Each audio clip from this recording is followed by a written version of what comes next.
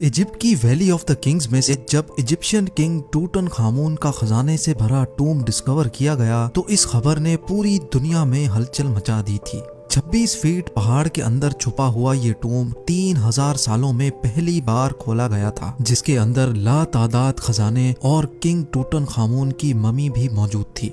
इस टूम में से मिलने वाला सोना बिल्कुल प्योर था और इसका टोटल वजन 1,03,000 तोला सोने के बराबर था, जो तकरीबन एक टोयोटा गाड़ी के वजन के बराबर बनता है। वैसे तो इस टूम से मिलने वाला तमाम खजाना और गोल्ड प्राइसलेस है, लेकिन अगर एक एस्टिमेट लगाया भी जाए तो आज के दौर में इसकी कीमत 5.5 अरब रुपयों के बराबर है। जेम टीवी की वीडियोस में एक बार फिर से खुशामदीद। नाज़रीन, ये टूम डिस्कवर होने के बाद आर्कियोलॉजिस्ट ये देखकर परेशान थे कि आज के मॉडर्न दौर में भी इतना ज्यादा सोना पहाड़ों से ढूंढने और निकालने में एक माइनिंग कंपनी को कम से कम भी 10 साल लग जाते हैं। तो आखिर 3000 साल पहले, जब ना ही कोई मशीनरी थी और ना ही कोई टेक्नोलॉजी, तब एंशिएंट इजिप्शियंस ने ये सोना निकाला तो आखिर कैसे और कहां से? फ्रेंच गोल्ड एक्सपर्ट थॉमस फॉशर अपनी टीम के साथ इस मुश्किल तरीन चैलेंज का राज जानने के लिए मैदान में उतर आए। सबसे पहले थॉमस ने मिलने वाले सोने को कई सालों तक अच्छी तरह स्टडी किया और उसकी कॉम्पोजिशन मुख्तलिफ जगहों से निकलने वाले गोल्ड से कंपेयर की। कई सालों के बाद आखिरकार थॉमस और उसकी टीम को ये तो मालूम पड़ चुका था कि टूटनखामुन की टूम से मिलने वाला सोना भी किंग्स वैली के आसपास के पहाड़ों से ही निकाला गया था।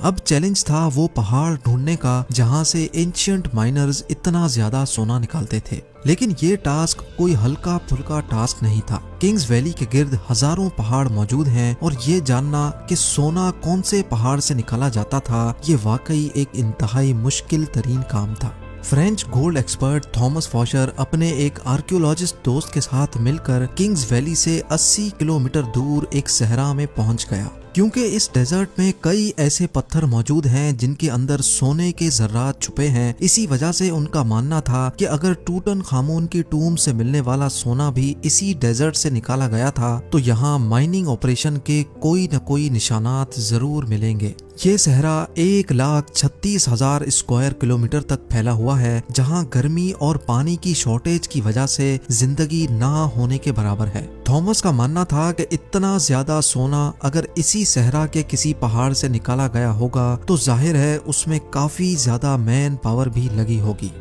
थॉमस और उसका साथी इसी खोज में सहरा के अंदर जाते रहे। इस बंजर सहरा में कई घंटों तक सफर करने के बाद काफी अंदर जाकर उनको पहाड़ के नीचे एक अजीब मंजर देखने को मिला।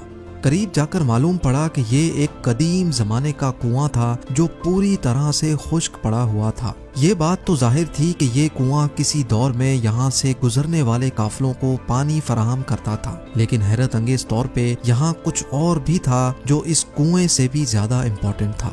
जी हाँ, थॉमस और उसके साथी को यहाँ एक पुराना कमरा भी बना हुआ दिखा जो अंदर से एक इबादतगाह का मंजर पेश कर रहा था। इस कमरे की दीवारों और छत पर काफी मेहनत से पत्थरों पर कार्विंग करके पेंटिंग्स बनाई गई थी। जब इस आर्ट वर्क को गौर से देखा गया तो इसमें एक ऐसा राज छुपा था जिसको देखकर यकीन करना मुश्किल था। थॉमस के साथ आया दोस्त जो कि एक आर्कियोलॉजिस्ट था, उसने बताया कि इस पेंटिंग में वही राज छुपा है जिसकी तलाश में हम लोग निकले हैं। पेंटिंग में जाहिर था कि सहरा में बना यह कुआं और रेस्ट रूम इस सहरा का सबसे पहला स्टॉप है, जहां पर एंशिएंट गोल्ड माइनर्स आराम करने के लिए रुकते थे। एंशिएंट इंजीनियर्स ने गोल्ड माइन तक जाने के लिए कुओं और रेस्ट एरियाज का एक नेटवर्क बनाया हुआ था। एक अंदाजे के मुताबिक हर एक रेस्ट एरिया 70 से 80 किलोमीटर के फासले पर बना हुआ है और एक रेस्ट एरिया से दूसरे तक पहुंचने के लिए माइनर्स की टीम को कई दिन लग जाते होंगे। जहां इस रेस्ट एरिया से मिलने वाली इंफॉर्मेशन से थॉमस और उसका साथी बहुत खुश भी हुए, वहीं दूसरी तरफ उनको ये भी मालूम पड़ गया था कि ऐसे कई स्टॉप्स तक उनको आगे मजीद ट्रैवल करना है, क्योंकि जिस मंजिल तक पहुंचने के लिए थॉमस कई सालों से इंतजार कर रहा था और वो मंजिल अब बहुत ज्यादा करीब दिख रही थी। इसी वजह से उन्होंने सहरा की गहराई में जाने का फैसला किया। बंजर सहरा में एक के बाद दूसरा रेस्ट एरिया आता गया, लेकिन गोल्ड माइन जैसी कोई चीज नजर नहीं आई। आखिरकार पूरे 2 दिनों के बाद थॉमस को एक पहाड़ के किनारे पड़े ढेर सारे पत्थर दिखाई दिए। देखने में तो ये एक नॉर्मल सीन था, लेकिन थॉमस का मानना था कि ये जगह एंशिएंट गोल्ड माइनर्स का कैंप लगती है। और हुआ भी कुछ ऐसा ही। जी हाँ, इस जगह पर पत्थरों से बने कुछ ऐसे टूल्स मिले जिनकी मदद से पत्थरों को तोड़कर उनके अंदर से सोना निकाला जाता था। ये पत्थर जो दिखने में एक नॉर्मल पत्थर लगता है, इसको इस टूल की मदद से तोड़कर क्रश किया जाता था और फिर उस क्रश में से सोने के जर्रात अलग किए जाते थे। जब इस जगह मजीद सर्चिंग की गई तो यहाँ गोल्ड माइनिंग के कई टूल्स जमीन पर पड़े दिखाई दिए। क्योंकि थॉमस को एंशिएंट गोल्ड माइनिंग टेक्निक्स के बारे में काफी ज्यादा जानकारी थी, इसी वजह से उसका मानना था कि एंशिएंट माइनर्स इन पहाड़ों को खोद खोद कर इनमें टनल्स बनाते थे। इन टनल्स में खास किस्म के पत्थर ढूंढकर उनको इस माइनिंग कैंप में लाया जाता था, जहां वो इस वक्त मौजूद हैं। माइनिंग कैंप में मौजूद माइनर्स की दूसरी टीम इन पत्थरों को क्रश करके इनमें से सोना निकालती थी और फिर वो सोना किंग्स वैली में भेजा जाता था।